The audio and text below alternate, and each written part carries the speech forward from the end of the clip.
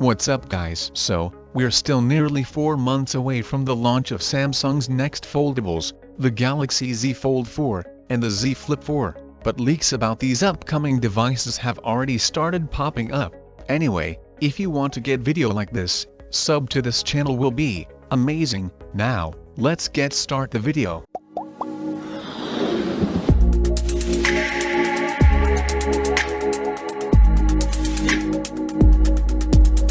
So today, we have an even more promising leak that brings the camera setup of the Z Fold 4 closer to the Galaxy S22 Ultra.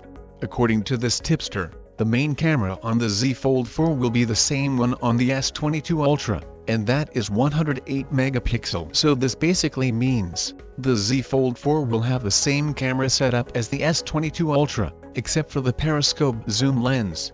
Also, the S22 Ultra is widely considered to have the best camera on any smartphone available today, so this is great news for the potential Z Fold 4 buyers, as for the first time ever, the cameras on the new foldable match its premium price.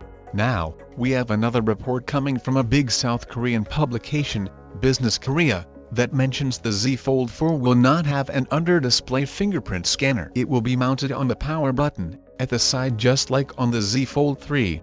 To be honest, the in-display fingerprint scanner on a foldable doesn't make much sense in my opinion, because it requires two fingerprint scanners outside and inside, which adds up to the overall cost of the handset, whereas a side-mounted scanner allows users to easily unlock their phone in both closed and open states, only requiring one fingerprint scanner in the first place. So, it's actually good news that they are sticking with the side-mounted scanner. Anyway, that's all the latest news. What do you guys think about it? Let me know your thoughts on that in the comments down below. And if you somehow like this video, sub to the channel will be make my day. And my name is Arjun, this is Digital Outside, so as always, I'll catch you guys in the next one.